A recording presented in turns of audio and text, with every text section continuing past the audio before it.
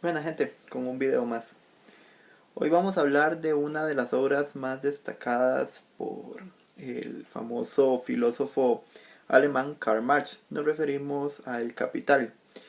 Vamos a analizarlo desde la perspectiva de la economía, basándonos mucho en la teoría pues que éste tiene, con cuestiones que se basan principalmente en el trabajo, la plusvalía, la sobreexplotación, el papel del capital, el gran nombre que le da pues al dinero, a cómo se moviliza y generalmente pues a esta gran crítica que él hace hacia lo que respecta pues el papel de que el burgués sobreexplota al proletariado. Esto más que nada viéndolo desde la perspectiva económica, ya que hay otras obras en donde se basa principalmente en aspectos políticos, en aspectos históricos y demás. Hablemos de economía.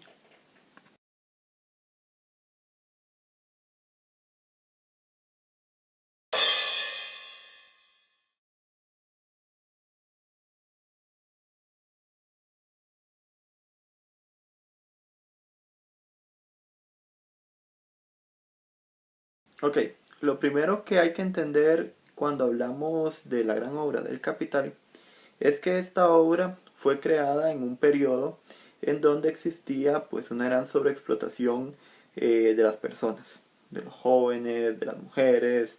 Las jornadas laborales eran pues exhaustivas al punto de que pasaban a veces 12, 14, 16 horas inclusive.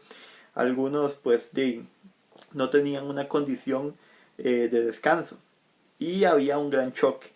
También había un desarrollo de las máquinas y las máquinas poco a poco empezaban a desplazar a la persona, que además de tener condiciones desfavorables, pues poco a poco perdía el trabajo y con esto no se daba un sustento. Marx vivió esto cuando estaba pues en Londres, en el Reino Unido, cuando veía esa gran explotación pues del trabajador, del proletario, que también pues con esas condiciones insalubres pues estaba condenado a sufrir y no era consciente, según lo que plantea Marx, del trabajo y del gran capital que estaba generando. ¿Por qué?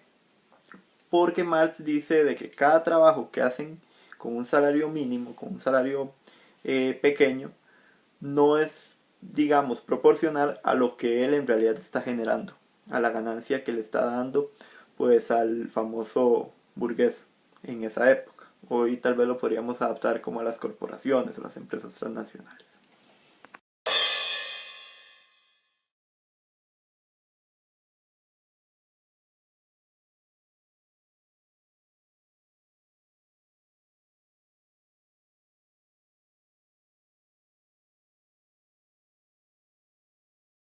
Ahora bien, hablemos de la famosa plusvalía.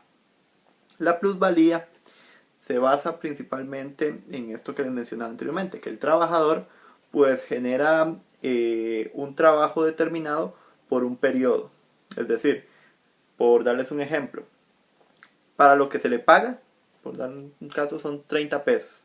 Y esos 30 pesos los genera pues en 6 horas o en 8 horas. Pero este trabaja 10 horas. Si este trabaja 10 horas, está generando una ganancia agregada. Digamos de que serían unos, por dar un ejemplo, 15 pesos de más.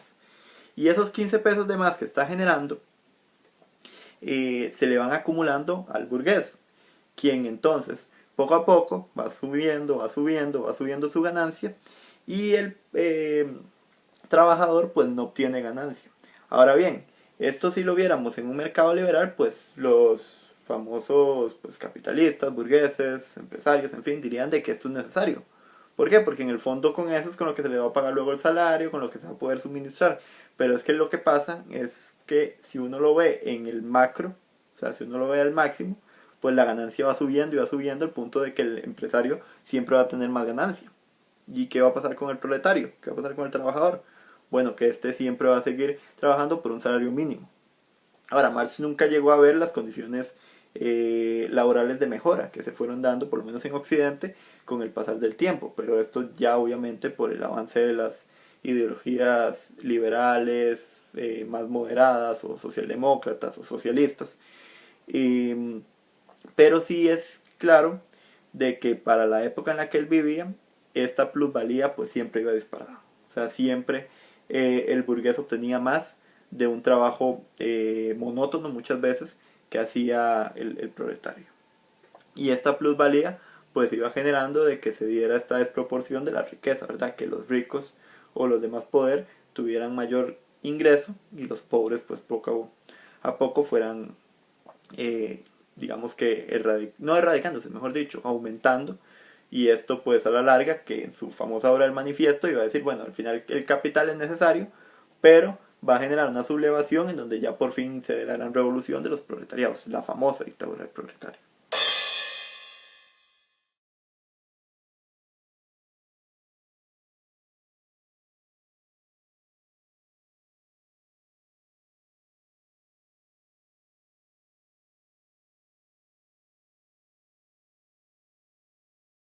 El capital también tiene otro aspecto muy importante y se basa principalmente en cómo las sociedades, en ese momento los estados, pues buscaban generar una ganancia favorable pues a sus grupos élites, a sus grupos de poder. Esto principalmente porque en la constante competencia, en la constante búsqueda de ser más fuertes, de ser más poderosos a nivel internacional, y estamos hablando del finales del siglo XIX, inicios del siglo XX en algunos casos, se estaba pues gestando lo que era el famoso proceso del imperialismo, ¿verdad? Del deseo de querer tomar control de los recursos, de la mano de obra, de todo lo que tiene que ver con los bienes primarios, para que así se pudiera sobreexplotar la nación de manera industrial. Y esto no solamente pasaba con el Reino Unido, lo podíamos ver en Francia, lo podíamos ver en Alemania, que en ese momento se estaba unificando, lo podíamos ver en Italia, en fin, o sea, las naciones del mundo estaban empezando, principalmente de Europa, estaban empezando a desarrollarse de una manera imperialista. También hay que entender de que este proceso, pues a la larga lo que buscaba era que los grupos industriales pudieran desarrollarse a un punto sin límites. O sea, en ese momento hay que entender de que, por ejemplo, los temas de medio ambiente, los temas de ecología y demás acciones no eran del todo serios. O sea, en realidad era el momento de agarrar el maquinismo y desarrollarlo al máximo. Y entonces es la época en donde surgen los aspectos como la máquina de, bueno, primero la máquina de vapor, luego el ferrocarril, luego el, ¿qué podría mencionarles también? O sea, los barcos, luego esto ya un poco más adelante, los aviones, los tanques, en fin. Pero todo este desarrollo era como un fin, o sea, explotar al máximo las materias primas para así poder generar un material industrial y poderse desarrollar. Que es la famosa teoría que luego vamos a ver de la dependencia, las teorías neomarxistas, eh, las famosas teorías de pues que suponen muchas de las bases del marxismo, que es lo del sobreexplotado y el explotador, lo de estar alienado, en fin. Todo esto pues basado siempre bajo los principios del marxismo, principalmente basados en la obra económica, no tanto en la del manifiesto, porque cuando hablamos del capital hay que entender esto, ¿verdad? Siempre, siempre se resume en esto. Hay una persona poderosa que le da las bases a la economía y estas bases de la economía son bajo un salario mínimo, una sobreexplotación en donde no se le está pagando a las personas que realizan el trabajo por esto. Entonces a uno no se le paga por el trabajo como tal, sino por la acción de hacer el trabajo.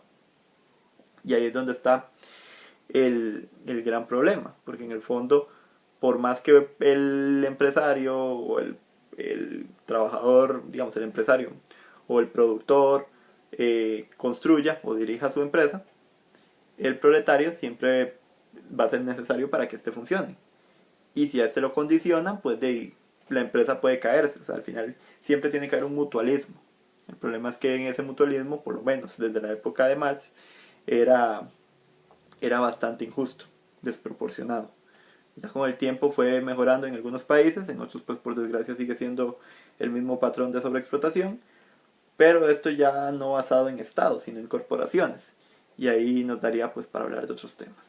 Sin más que decir, me despido. Buen día.